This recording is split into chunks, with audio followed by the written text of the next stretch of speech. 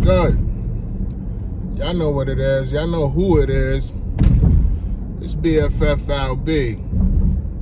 It's Black Effing Fathers. I gotta catch up on my man Karmelo Anthony and his situation. If you haven't seen my previous vlogs, please go check out my channel, Black Effing Fathers.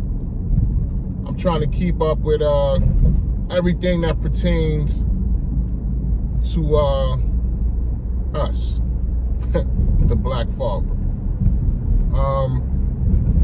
Yeah, my man Karmelo Anthony. So, if I last left you guys, I'll let you know that he was being held on $1 million bond behind a case that he was accused of murdering 17-year-old Austin Metcalf. Karmelo was actually pleads self-defense in his case, and he has since, I'm happy to say, been released on a $250,000 bond. The bond was since lowered by a judge. Her name was, let me see if I can find her name. I think it's Angela Tucker.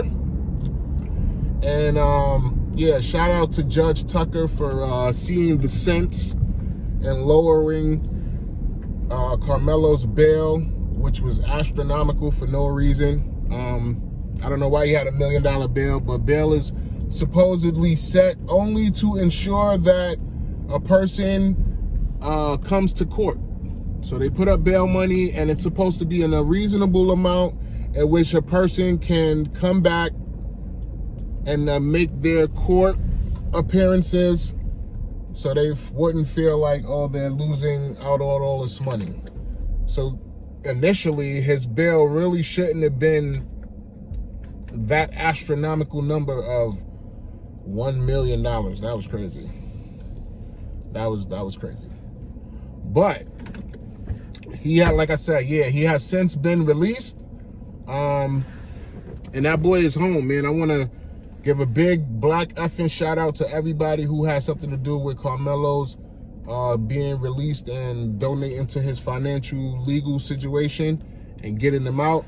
That was really cool. I really appreciate that. But yeah, still gotta let you know, Judge Angela Tucker.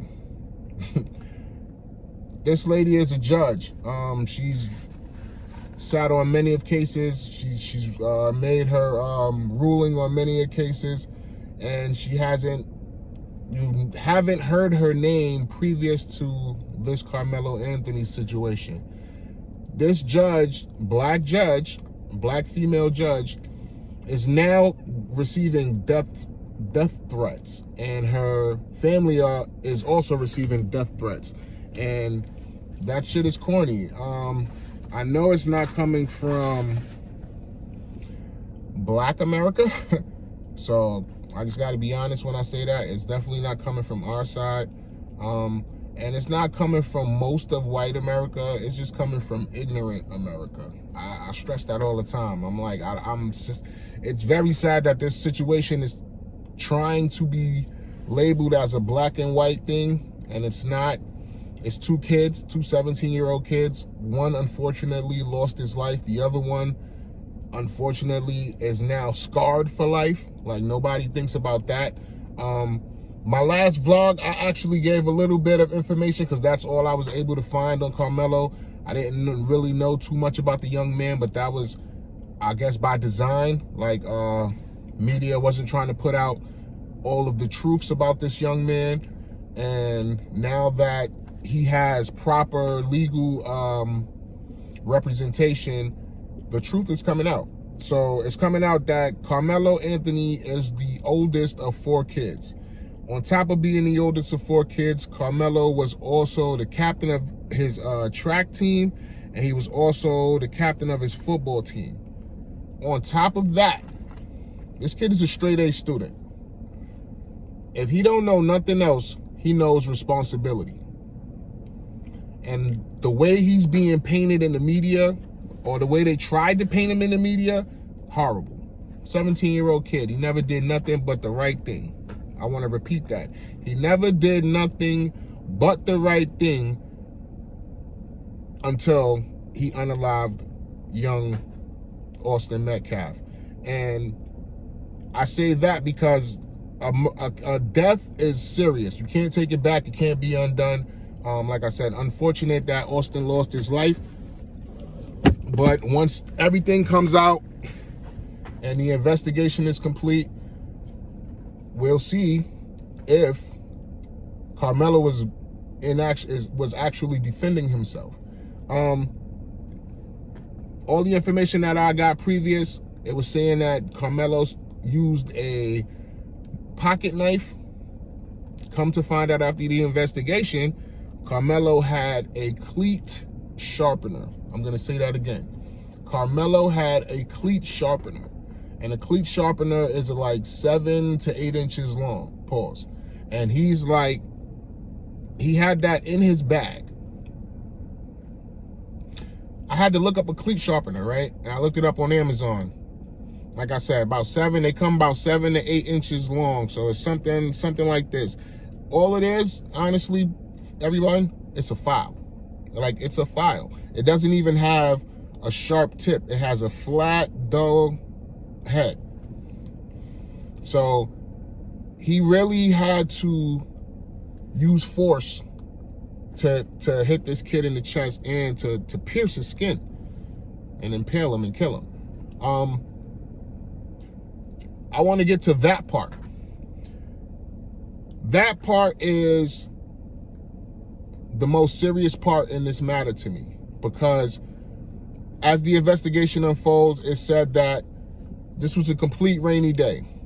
It was a complete rainy day. You can go back, check the facts. It rained ferociously, from what I was told, for 2 days. So the day of the track meet, and the track meet was at a public track. So it wasn't at a school. It was at neither one of the kids' school. It was at a public track. And it was raining. It was raining crazy. Everyone ran for shelter. So there were tents all around. Whatever shelter was around, multiple people, kids from different schools, parents as well, all seeked shelter once it started raining. So everyone ended up under this tent. That's why there are witnesses now coming out, cell phone footage and everything of what happened that day.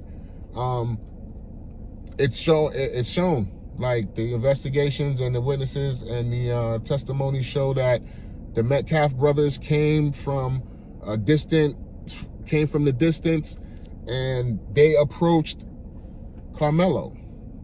They actually put hands on Karmelo, pulled him from out of a seat to where he went to his bag and he made a threat. And they still insisted on going after Karmelo. My thing is, I don't know what their purpose of. They were trying to say he was under the wrong tent and he was in the wrong seat and all this other nonsense. They put their hands on that kid. That kid was alone. That kid was assaulted twice, to where in the second time he felt he definitely had to defend himself with a weapon. And that's what it came down to. And I'm going to be honest, like I said, it's unfortunate this kid lost his life. But if you look at Karmelo, who's like 125 to 130 pounds, and you look at Austin's like 200 plus, you're looking at a safety and a linebacker or a lineman. Way different size and height and stature. So, and weight. So this kid felt threatened. Like he used that tool to sharpen cleats as a weapon to protect himself. We got to look at that. Like, why did that even happen? And we're not just gonna keep saying, this kid was killed by a senseless, what were they? They were trying to label Karmelo crazy. Like, and I'm like, yo, do the research on this kid. Like, find out the background on this kid. I do that. That's what I do for my channel. That's what I do for you guys. But to see how they label them is crazy. And like I said, it's the ignorant America. It's not white America, it's ignorant America. I'm not even gonna label it racially. But yeah, Karmelo is, he had to protect himself from them two brothers in the best way he knew how. And unfortunately, he had the result to using a weapon, which resulted in him unaliving Austin Metcalf. Yeah, that shit is really sad, man. Like, it's really, really sad. It's sad that even the judge who made a common sense decision on lowering this kid's bail, she's getting death threats. Her family's getting death threats. They're publicly publishing her address, all kind of social media, like her life. Like, they're like, because she did her job. Pretty much because she did her job. I just want to touch base on something I heard Judge Joe Brown say. Judge Joe Brown, let me give you some props. I also heard another guy the other day. He said this is not going to go over smoothly with people, but he said Karmelo Anthony is going to be acquitted of all charges. And I'm going to tell you why I agree with him. And I'm going to tell you why I agree with Judge Joe Brown. Judge Joe Brown used a reference. I can't remember the penal codes that he used and statutes and all that stuff, but he's a judge, so he knows all that stuff. He says that Karmelo was done an injustice by even being charged for murder. He shouldn't be charged for murder. He said that Karmelo lives in Texas, which is a stand-your-ground state. Karmelo was attacked. If you're attacked in a situation and you protect yourself and someone loses their life, the assailants in that particular situation, they are responsible for any outcome that happens in that situation. So example, a guy goes to rob a store, the store owner shoots at the robber. The stray bullet goes out the window, hits a pedestrian, even kills this pedestrian. That death is not put on that store owner, because that store owner only fired his weapon to protect himself, and that's a cause and react. So he had to react to the robbery taking place, i.e., Karmelo had to react to the assault taking place, and he protected himself, and this was the outcome. So I hope Karmelo gets acquitted. I actually I pray that he gets, and it looks like, honestly, like if you check his parents, they are very like sound parents. Like, you know what I mean? I got to give them props. They're raising one hell of a family. They got one hell of a kid. It's unfortunate he's going through this situation, but this is a life lesson, yo. Like, and I'm telling you, I hate to quote P. Diddy, but this came from the movie. Whatever don't break a nigga will make a nigga. And this is either going to break or make Karmelo. And hopefully this will make and shape him into a very a great individual. Like, he needs to learn his lessons from this. He most likely the lesson he'll learn is he sees how the world is, and he definitely is going to have to protect himself. Maybe he won't be quick to use weapons. Maybe next time he'll try to uses, I'm not going to I don't want to make it sound like that. I don't want to say use his brain, but he'll try to find an alternate way to handle situations other than being quick to just react with violence. And I'm telling you, that comes with being 17. Like I said in my other vlog, I was 17.